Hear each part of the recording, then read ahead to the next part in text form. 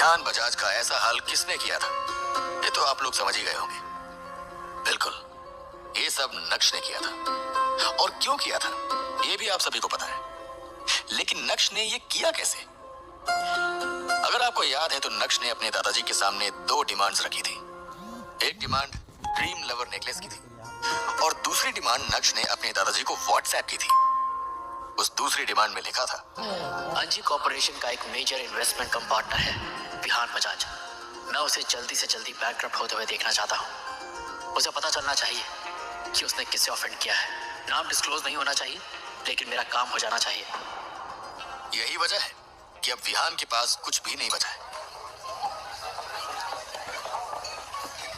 दूसरी तरफ prime star hotel में वेटर मैम्बो अंकल को बताना चाहता था कि उसके पास कौन कौन सी वाइन अवेलेबल है, लेकिन जब उसने मैम्बो अंकल की मुंह से फरमाइश सुनी सबसे अच्छी क्वालिटी और सबसे एक्सपेंसिव, तो तुरंत ही उसने अपना सिर हिलाया और अपने काम में लग गया।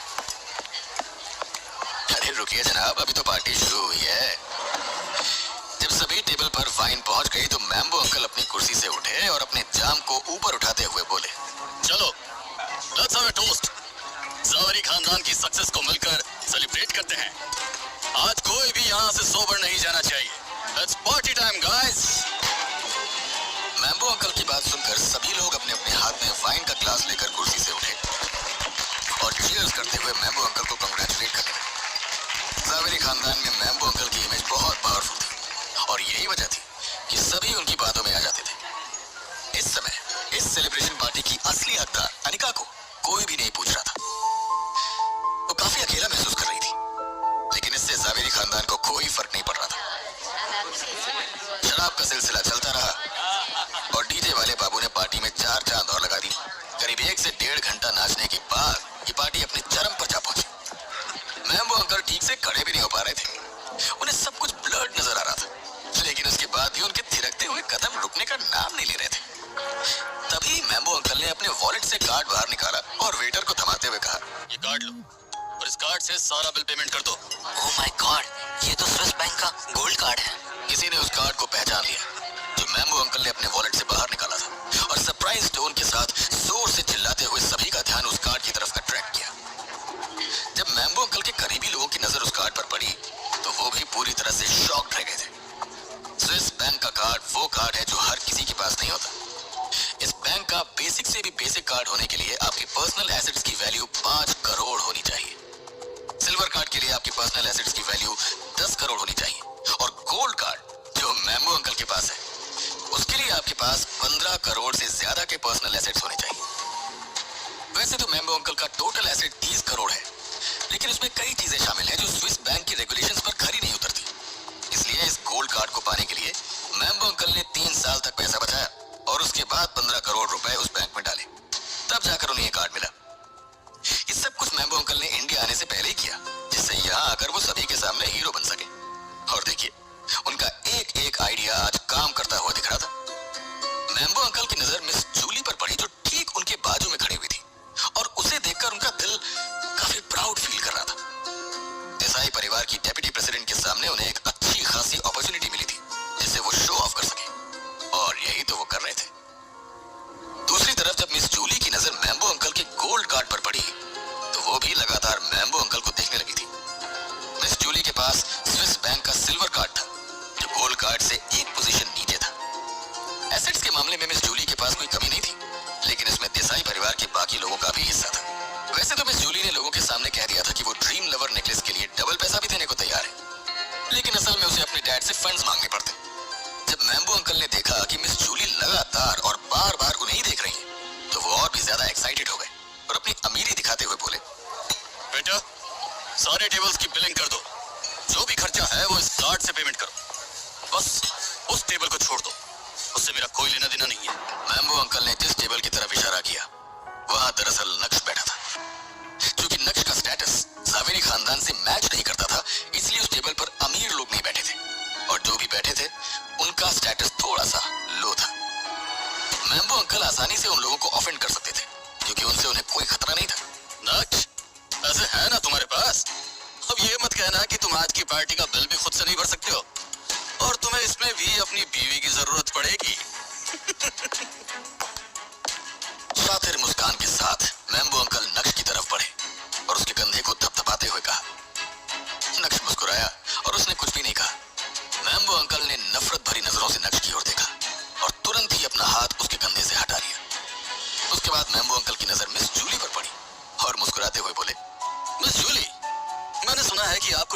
नेकलेस बहुत पसंद है ना? मेरे बहुत सारे दोस्त हैं जो उस नेकलेस को खोजने के कई सारे तरीके जानते हैं। आप बिल्कुल भी परेशान मत होइए, उस नेकलेस को खरीदने में मैं आपकी मदद करूंगा। मिस जूली ने अपना सिर हिलाया। अभी भी उसके सख्त और ठंडे चेहरे पर कोई मुस्कान नहीं थी। मिस जूली ने मुंह बनाते हुए कहा, तो फिर मुझे आपको पहले ही थैंक्स कह देना चाहिए मिस्टर जावेरी। मैम्बो अंकल थोड़े से चिपकू टाइप के इंसान थे। जब भी वो वेल्दी फैमिलीज की लड़कियों को देखते थे तो उनके सामने शो ऑफ करने पहुंच जाते थे, और उन लड़कियों को मैम्बो अंकल की ये सारी हरकतें बिल्कुल भी पसंद नहीं आती थी। लेकिन क्या करें, एक ही सर्कल में उठना बैठना है, इसलिए कोई उन्हें कुछ कहता भी नहीं था और चुपचाप उनकी बकवास सहन करता रहता था। मिस जूली भी यही कर रही थी। मैम्बो अंकल मिस जूली से कुछ कहना चाहते थे, लेकिन तभी वो वेटर जो मैम्बो अंकल का गोल्ड कार्ड लेकर गया था, वो भागते हुए आया और बोला, mister Zaveri, I am sorry sir, लेकिन शायद इस कार्ड में उतना पैसा नहीं है कि आज के बिल का पेमेंट हो सके। ट्रांजैक्शन बार बार डिक्लाइन हो रहा है। मैंने दूसरी मशीन भी ट्राई की पर उधर भी सेम रिजल्ट है। क्या तुम्हारा दिमाग तो खराब नहीं हो गया? मजाक कर रहे हो क्या? तुम्हें पता भी है कि इस कार्ड में कितना पैसा है? पूरे 15 करोड़। और तुम कह रहे हो कि इस कार्ड से आज की पार्टी का बिल नहीं हो पाएगा? उस वेटर की बात पर मैम्बो अंकल को यकीन नहीं हो रहा था और वो उसे घूरने लगे थे। उस वेटर ने सभी के सामने ऐसी बात कह दी जिसे सुनकर मैम्बो अंकल की इमेज पर काफी असर पड़ सकता था। गुस्से में मैम्बो अंकल ने उस वेटर की कॉलर पकड़ ली। ये तो अच्छी बात है कि वहां पर कोई सेंसिबल लोग भी थे जिन्होंने मैम्बो अंकल को ये करने से रोक लिया था। जावेरी परिवार को ये नहीं भूलना चाहिए कि वो इस समय सूरत शहर के सबसे लग्जूरियस होटल प्राइम स्टार में थे। भले ही मैम्बो अंकल नशे में थे, लेकिन बाकी के लोग पूरी तरह से होश में थे, और जावेरी परिवार को इस होटल में ऐसा कुछ नहीं करना चाहिए जिससे उन्हीं की फैमिली पर कीचड़ उछले। मैम्बो अंकल की हरकत से उस वेटर के चेहरे के एक्सप्रेशंस भी बदल गए, और 2 कदम पीछे हटने के बाद उसने कहा, आई एम सॉरी सर, मैं आपको बताना भूल गया कि आज के पूरे दिन का खर्चा 20 करोड़ है। ये सुनते ही मैम्बो अंकल का सारा नशा उतर गया था। क्या 20 करोड़ रुपए? अरे आखिर ये लोग खा क्या रहे थे? सोना, चांदी या फिर हीरे? ये तो हमें बाद में पता चलेगा, लेकिन सबसे पहले मैम्बो अंकल का रिएक्शन देखना जरूरी है। क्या तुम्हारा होटल मेरा सारा पैसा लूटना चाहता है? तुम अभी अपने बॉस को बुलाओ, मुझे इस बारे में उनसे डिटेल में बात करनी है। अगर उन्होंने मुझे एक्सप्लेन नहीं किया तो फिर ये मैटर कभी खत्म नहीं होगा। शॉक्ड एक्सप्रेशंस के साथ मैम्बो अंकल ने कहा। वैसे तो नक्श ने कुछ नहीं कहा, लेकिन इस नजारे को देखने के बाद उसके मुंह से हंसी छूटने लगी थी। मैम्बो अंकल वाकई में सबसे बड़े इडियट हैं। दिखावा तो ऐसे करते हैं जैसे मानो उनसे बड़ा अमीर कोई है ही नहीं, और अब ऐसे बिहेव कर रहे हैं जैसे मानो उन्होंने ऐसा कभी कुछ देखा ही नहीं। मैम्बो अंकल ने ही तो वेटर से कहा था कि उन्हें हर टेबल पर सबसे अच्छी क्वालिटी और सबसे एक्सपेंसिव वाइन चाहिए। बाकी लोगों ने शायद नोटिस नहीं किया, लेकिन नक्श ने तो एक नजर में ही नोटिस कर लिया था कि जो वाइन की बोतल हर टेबल पर सर्व की गई थी वो दुनिया की टॉप 3 वाइन्स में से एक है, सोविनिया। उसकी एक बोतल की कीमत 15 लाख है, ऊपर से टैक्सेस। और मैम्बो अंकल को ये भूलना नहीं चाहिए कि वो गुजरात में शराब पी रहे हैं। बोतल की प्राइस ओरिजिनल से डबल ही होगी। मैम्बो अंकल के बिहेवियर को देखते हुए वो वेटर उनसे बहस करने के मूड में तो बिल्कुल भी नहीं था। वो जाकर अपने होटल मैनेजर को ले आया। जैसे ही होटल मैनेजर वहां आया, मैम्बो अंकल के कदम उसकी तरफ बढ़े और गुस्से में जोर से चिल्लाते हुए कहा, तुम लोग ये किस तरह का बिजनेस कर रहे हो? खुलेआम पब्लिक का पैसा लूट रहे हो। तुम्हें नहीं लगता कि मुझे बाहर इसकी कंप्लेन करनी चाहिए? मैम्बो अंकल को लग रहा था कि उनकी बात सुनकर होटल का एडमिनिस्ट्रेशन हिल जाएगा, लेकिन उन्हें नहीं पता था कि असल में होटल मैनेजर उन्हें ही हिला देगा। मुस्कुराते हुए होटल मैनेजर ने कहा, मिस्टर जावेरी, सबसे पहली बात तो अगर आपको कंप्लेन करनी है तो आप कर सकते हैं। आप ये ना भूलें कि ये गुजरात है, इट्स अ ड्राई स्टेट, और यहाँ शराब अलाउड नहीं है। लेकिन चूंकि जावेरी परिवार ने अपनी सेलिब्रेशन पार्टी के लिए हमें चुना, इसलिए हमने हमारी रिस्क पर अल्कोहल सर्व की। अब अगर आप कंप्लेन करेंगे तो आपके साथ साथ आपके बाकी के गेस्ट को भी जेल की हवा खानी पड़ सकती है। दूसरी बात, आपने ही तो सबसे अच्छी क्वालिटी और सबसे एक्सपेंसिव वाइन की डिमांड की थी, तो हमने आपकी डिमांड को ध्यान में रख के दुनिया की टॉप 3 वाइन्स में से एक स्लोवेनिया सर्व की। उसकी एक बोतल की ओरिजिनल प्राइस 15 लाख है। गुजरात में इसकी प्राइस और बढ़ जाती है। आज पूरा होटल आपकी फैमिली ने बुक करवाया। बाहर के गेस्ट अलाउड नहीं थे, फिर भी 3 टाइम्स आपकी रॉयल मील, स्टार्टर्स, स्नैक्स, ये सब मिलाकर 22 करोड़ होता है। लेकिन हमने 2 करोड़ रुपए का आपको डिस्काउंट भी दिया है। मुझे नहीं लगता कि हम आपको लूट रहे हैं। बास्टर्ड, तू डरा किसे रहा है? तुझे क्या लगता है कि मैं डर जाऊंगा? और कौन सी स्लोवेनिया? मैंने तुम्हें ऐसी कोई वाइन सर्व करने के लिए कहा था? नहीं ना? तुम लोग तो हर चीज थोप रहे हो मुझ पे। ये बोलते हुए अब मैम्बो अंकल ने होटल मैनेजर की कॉलर पकड़ ली। उनकी आंखों में गुस्सा साफ दिखाई दे रहा था। इससे पहले कि वो कुछ और करते, अचानक से बैंक्वेट हॉल के एंट्रेंस की तरफ से एक शांत आवाज आई। क्या हो रहा है यहाँ पर? इन जेंटलमैन को हमारे होटल में लड़ाई क्यों करनी है? उस आवाज को सुनते ही सभी की नजर उस आदमी पर पड़ी जिसने ब्लैक कलर का रॉयल सूट पहना हुआ था। उस आदमी के पीछे उसके कुछ बॉडीगार्ड्स भी नजर आ रहे थे जो धीरे धीरे बैंक्वेट हॉल के अंदर बढ़ने लगे थे। जब कल्याणी की नजर उस ब्लैक सूट पहने आदमी पर पड़ी तो वो शांति से बैठ नहीं सकती थी।